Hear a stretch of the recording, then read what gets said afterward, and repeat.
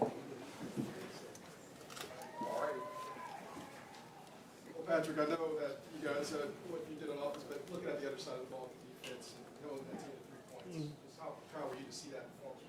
Oh, I mean, I was extremely proud. I mean, that's a really good offense. They've put up points on a lot of teams this year, and so for our defense to stop them in so many critical moments, that's what we need going forward. I mean, when they play like that, we're going to be a hard team to beat, and offensively we got to execute at a little higher level. We got what we needed done, and credit to the defense, man, of kind of holding us in there when we were struggling. How much did that Juan Thornhill energize you guys? Because you went right down the field after that pick, and kind of put the game away. Yeah, I mean, I went to the sideline kind of after we had a few drives in a row where we kind of fizzled out really fast, and I just said, hey, how the defense is playing, we just need one more score to kind of put this game away.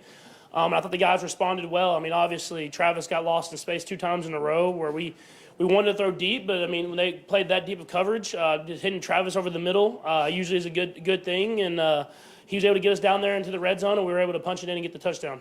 How important was it putting together a clean game, not turn the ball over, and to control that on the offensive side?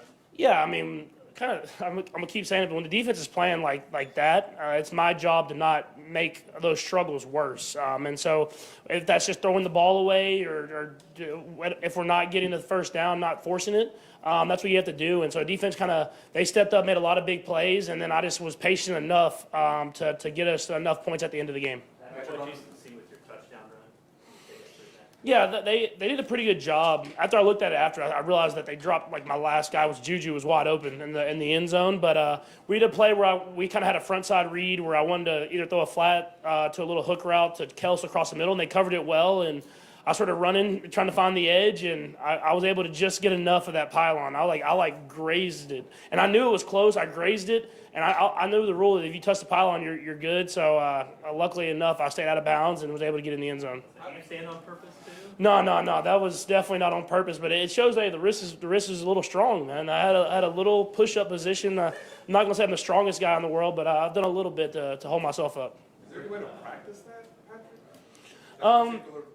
Not that one. There's no way to practice that one. I mean, we do a lot of things to try to put me in different positions to go out there and excel, but at the end of the day, you get down there towards the end zone, and then at the late part of these football games, you have to just go out there and be a competitor, and we were able to get it into the end zone on a big drive that kind of helped put the game away. You had a play at Travis earlier in the game where he was blanketed by, looked like 39.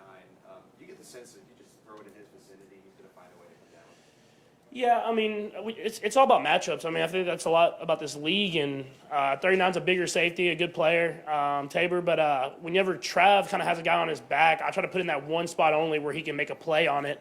And, I mean, tough conditions today, obviously cold, but I thought the guys battled through and made a lot of big plays. And, I mean, when he's one-on-one, like I said, I always try to give him a chance, and I'll keep going back to him. Patrick, at what point when the defense is playing like you kept mentioning, do you actually change it? Yeah, the only thing I really change is kind of more for like on the scramble plays.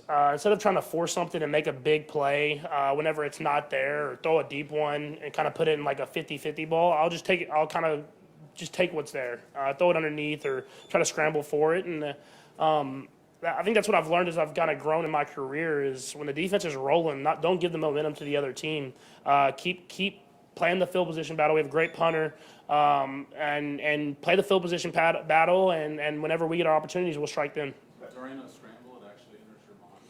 I don't know if I think it subconsciously does. Like, I think about it before. You think about it kind of throughout when the defense is out there and you're on the sideline and they're getting the stops and they're punting. You just say, hey, like, we want to go out there and score, obviously. We want to score a touchdown. That's what we're always thinking first. But if it's not there, don't force it.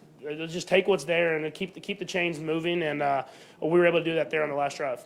Do you see yourself thinking like that more based off what happened in Denver? Obviously, you all were 27th really, of course, the interceptions happened. Do you see yourself thinking more subconsciously about that? Yeah, I mean, for sure, you always take away from everything. The only thing that sucks is in Denver, I was thinking about that in the last drive, and I still threw an interception and in field goal range. So it's just something you get to deal with, man. I'm an aggressive player. I like to go out there and score and put up a lot of points, but as I've kind of learned throughout my career, it's a team game. I mean, that's what it is at the end of the day, and when the defense is playing like that, don't put them in a bad position and try to do whatever you can to put points on the board, but don't put the team in a bad position. Patrick, looks like you have a good 1-2 punch with Pacheco and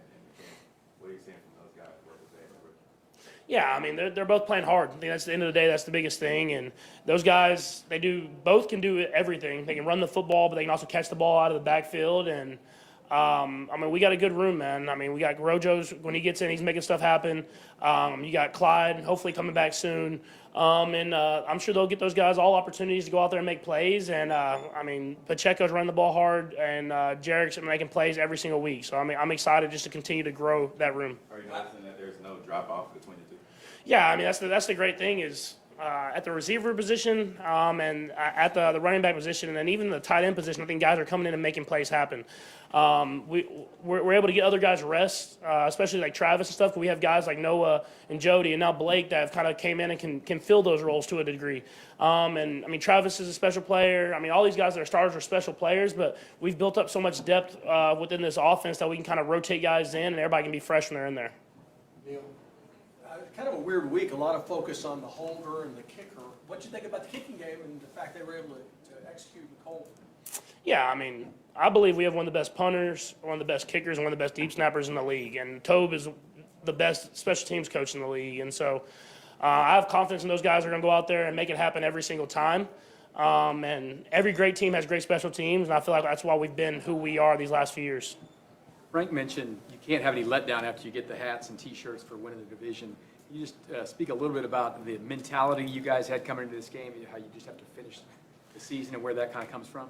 Yeah, I mean, obviously we don't control our own destiny as far as the 1 seed, but we want to put ourselves in the best position to be at Arrowhead as much as possible in the playoffs. And that takes us getting better as a team every single week. And we play a lot of great teams at the end of the season.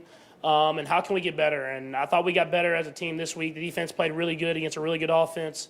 The offense we executed at some points really well, but we're going to learn from this and try to get better next week. And you want to be playing your best football going into the playoffs, and I feel like that's where we have to continue to get better and better. Is let's put that full game together: offense, defense, special teams. And thought we did a pretty good job of it today, but we could be even better going these last 2 weeks. Last one here.